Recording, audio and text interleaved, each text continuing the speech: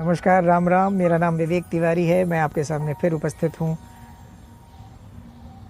मेरे इष्ट बाबा नीम करोली महाराज से संबंधित एक बहुत महत्वपूर्ण और रोचक प्रसंग लेकर।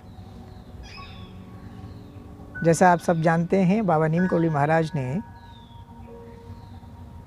अपना शरीर 1973 में अनंत चतुर्दशी के दिन त्यागा। आज का प्रसंग उसी से संबंधित है।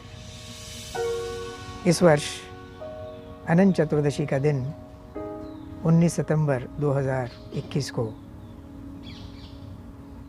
मनाया जाएगा। अनंत चतुर्दशी अपने आप में बहुत विशेष दिवस है। अनंत भगवान श्री विष्णु जो सृष्टि के सृजनकर्ता संचालक हैं, उन पर आधारित है। इस दिन भगवान विष्णु की पूजा होती है। 14 प्रकार के धागों से उसका एक विशेष महत्व है। हम मानते हैं भगवान श्री विष्णु के ही स्वरूप भगवान राम, भगवान श्री कृष्ण और उनके अन्य अवतार पृथ्वी पर आए जन कल्याण करने के लिए, हर एक युग में अवतरित हुए और जन कल्याण के लिए उन्होंने युगों के परिवर्तन के लिए भी कार्य किया। अनंत चतुर्दशी बहुत ही महत्वपूर्ण दिन है। इस दिन गणपति महाराज भगवान की का विसर्जन भी होता है। 10 दिन पहले से गणपति देव की पूजा होती है। गणपति, जैसे आप सब जानते हैं, वो गणों के देव हैं। बुद्धि, विवेक, धैर्य, ज्ञान, प्रसन्नता, धन धान्य, हर प्रकार से सुखी जीवन के प्रतीक हैं और हर व्यक्ति में, हर मनुष्य में वो ज्ञान और विवेक के द्वारा विद्यमान रहते हैं। गणेश चतुर्थी के दिन हम उनकी पूजा करते हैं। उनको एक वास्तविक स्थूल रूप दिया जाता है और अनंत चतुर्दशी के दिन उस स्थूल रूप का अनंत स्वरूप में विसर्जन किया जाता है। यानी उनका अनंत स्वरूप जो भगवान गणपति का, जो ईश्वर का एक प्रतिनिधित्व करते हैं, वो अनंत स्वरूप में ये माना जाता है कि वो विलीन हो गए। इसी से संबंधित बाबा नीम करोली, जिनको उनके कई भक्त और श्रद्धालु अनंत विभूषित मानते हैं, जिसका अर्थ है अनंत कालों से जिसकी कोई गणना नहीं है, बाबा जी का नाम विभूषित है और रहेगा। बाबा नीम करोली ने अपना शरीर सन 1973 में सितंबर के महीने में अंग्रेजी तिथि के अनुसार 11 सितंबर की मध्य रात्रि के बाद छोड़ा, जो अनंत चतुर्दशी का दिन भी कहलाता है। इस वर्ष 2021 में भी अनंत चतुर्दशी का समारोह वृंदावन धाम में मनाया जाएगा, जो बाबा जी की समाधि स्थल भी है।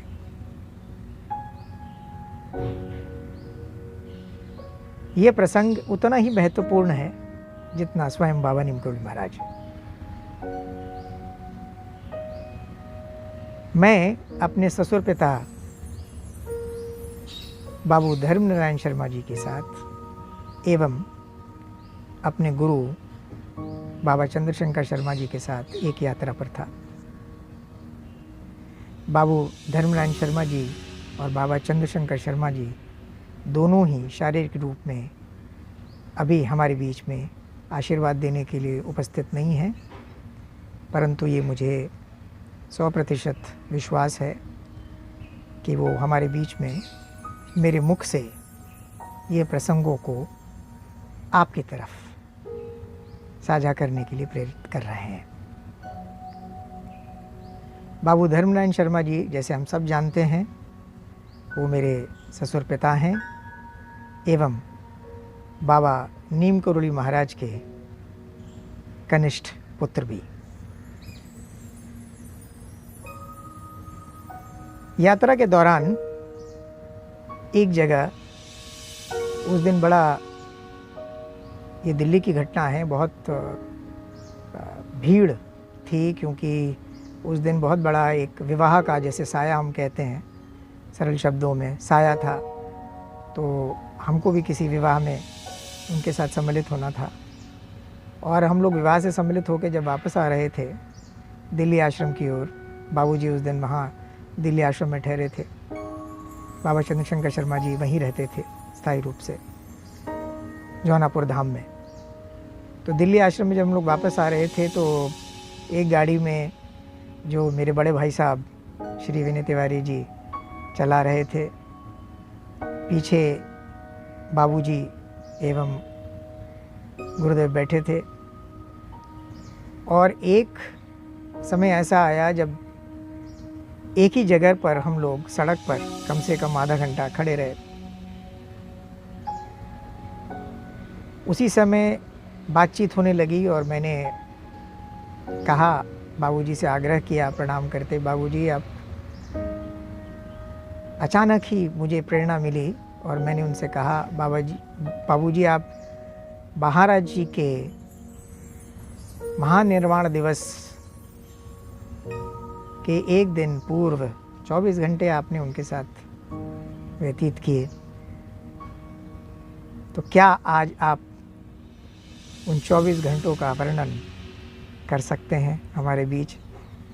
अगर ऐसा आप करेंगे तो हमें बड़ा आनंद आएगा और हमें ऐसा लगेगा कि हमारे ऊपर कृपा हुई आप सबकी।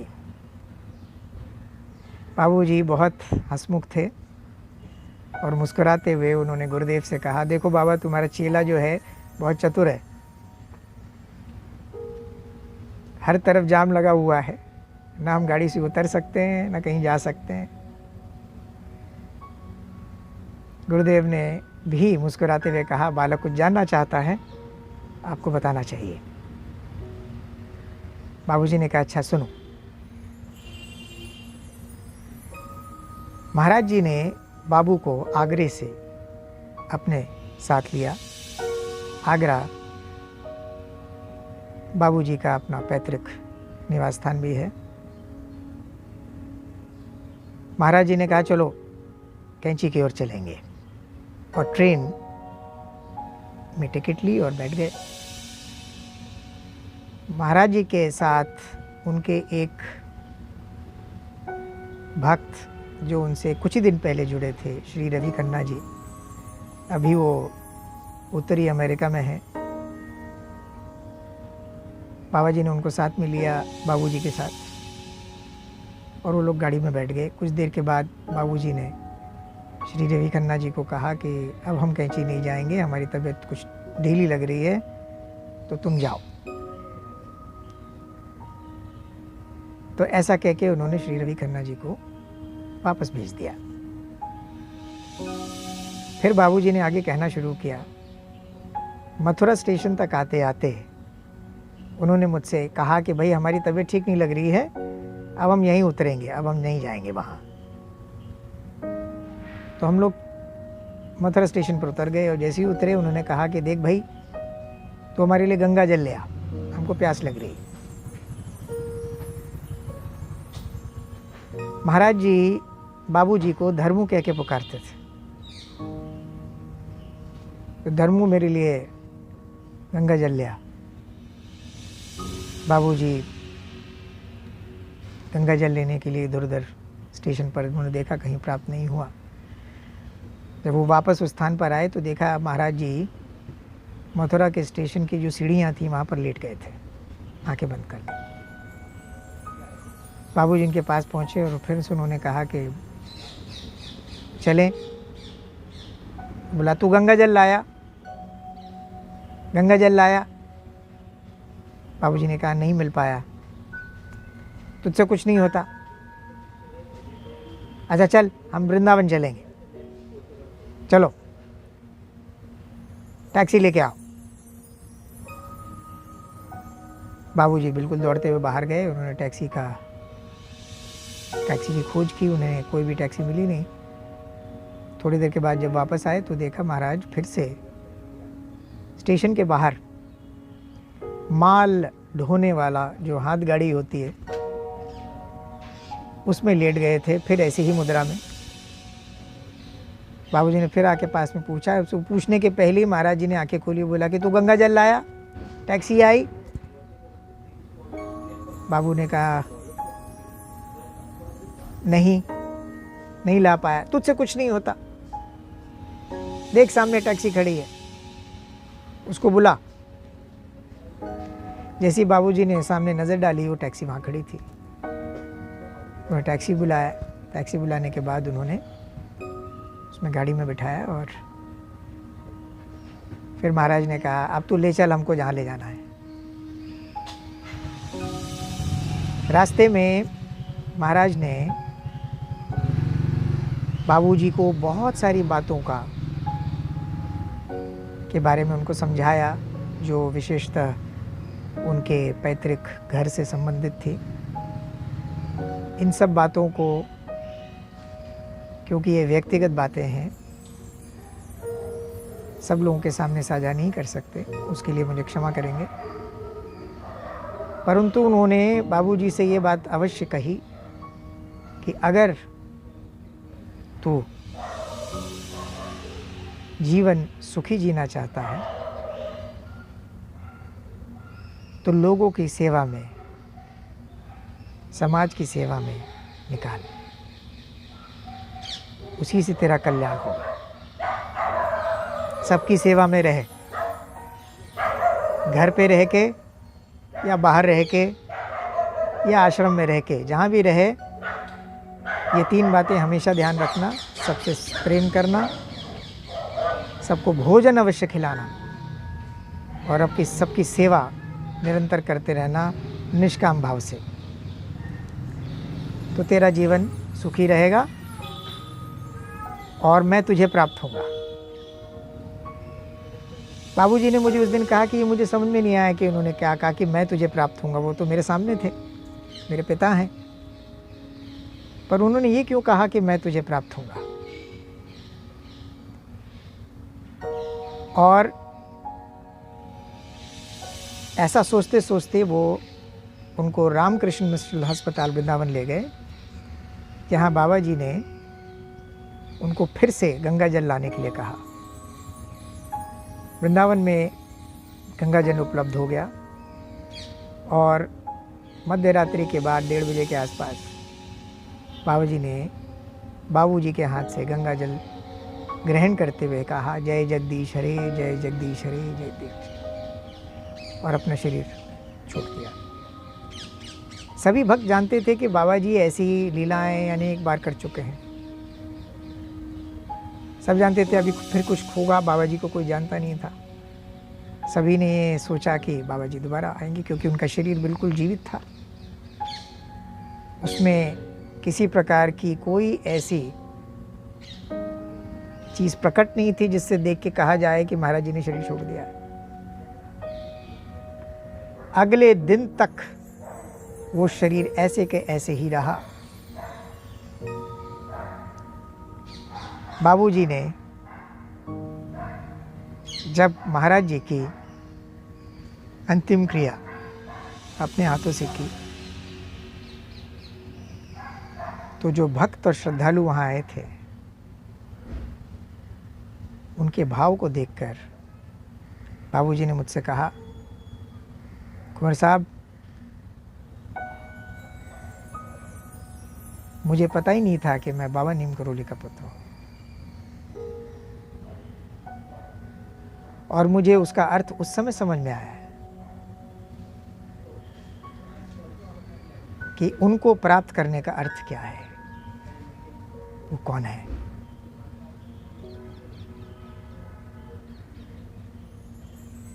मैंने बाबूजी को प्रणाम किया और मैंने कहा कि आपने जीवन भर की मुझे सीख दी है, इतना बड़ा आपने मुझे जीवन में अनमोल शिक्षा दी है, बात को मैं कभी नहीं भूलूंगा। यही मेरा मार्गदर्शन आपने किया है, उसके लिए आपको शत शत नमन।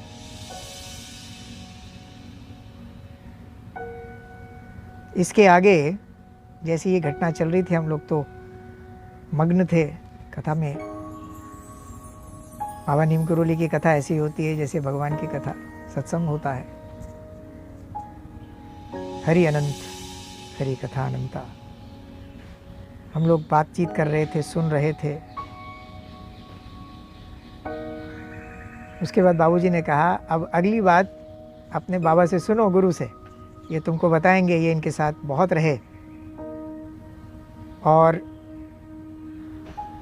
इनके पास वो बातें हैं जो संसार में कोई भी महाराज जी का भक्त नहीं जानता।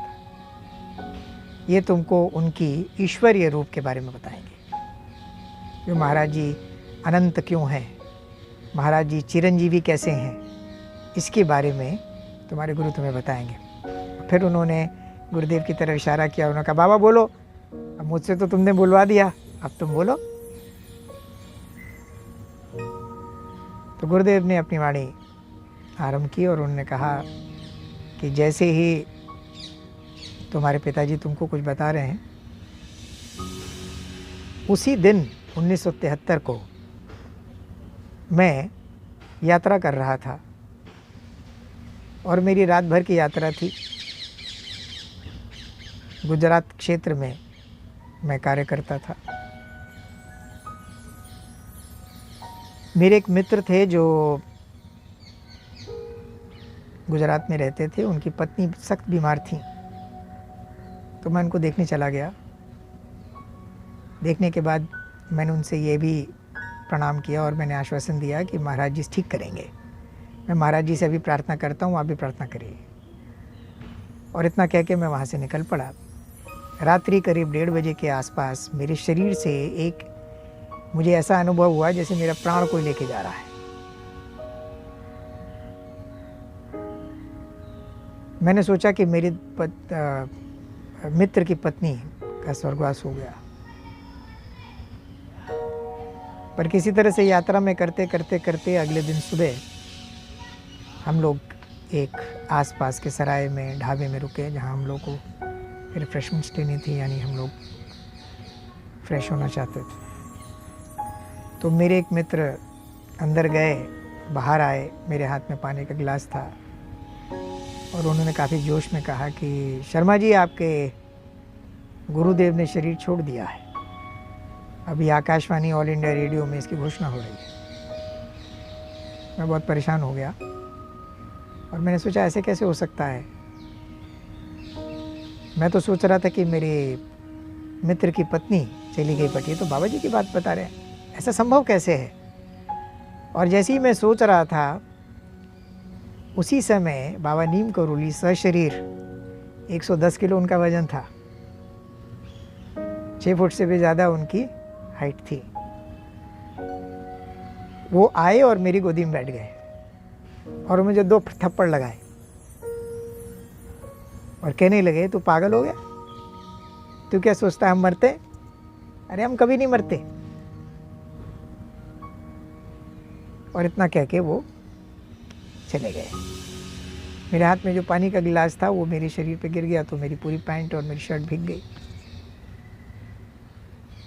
तो मैंने महाराज जी की क्रिया में मैं नहीं गया। तो महाराज जी मरे ही नहीं, महाराज जी ने अपना शरीर छोड़ा ही नहीं, महाराज जी ने स्वयं आके मुझसे ये बात कही, तो मैं किसकी क्रिया पे जाऊं।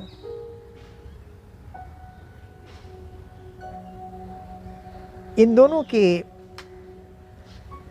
बात सुनकर मेरे मन में ये बात स्थित हो गई, स्थापित हो गई कि बाबा नीम करोली अनंत है और उनके भक्त अगर उनको अनंत विभूषित कहते हैं तो बिल्कुल ठीक कहते हैं। जैसे गणपति जागृति है, चेतना है, वो जब अनंत चेतना बन जाती है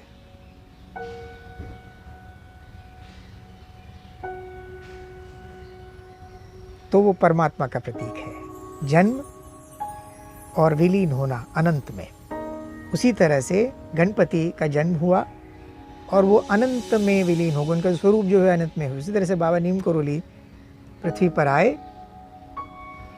परमात्मा का प्रतीक हैं वो, और उनके शरीर में उन्होंने जन कल्याण का सारा कार्य किया जो उनके लिए पहले से निहित था, और उसके बाद वो अनंत में विलीन हो गए। इसीलिए उनका जन्म अंग्रेजी तिथि से नहीं मनाया जाता, वो अनंत चतुर्दशी पे मनाया जाता है। उनका जो निर्वाण दिवस है वो अनंत चतुर्दशी को मनाया जाता है, इन्हीं कारणों की वजह से, क्योंकि वो अनंत हैं, इसलिए उनको अनंत विभूषित कहा जाता है। बाबा नीम करोली हम सभी का सदा कल्याण करें, ऐसी मेरी उनसे प्रार्थना है। मैं बहुत भाग्यशाली हूँ कि मुझे बाबा नीम करोली से जुड़ी इन अनंत कथाओं का, संस्मरणों का जो अनुभव है वो मुझे प्राप्त हुआ। मैं बहुत ही विनम्र भाव से बाबा जी को श्रद्धांजलि देता हूँ, उनको पुष्पांजलि देता हूँ, और आप सबसे निवेदन करता हूँ कि बाबा नीम करोली सदैव हमारे हृदय में वास करते हैं। वो कण कण में हैं, वो परमात्मा का प्रतीक हैं।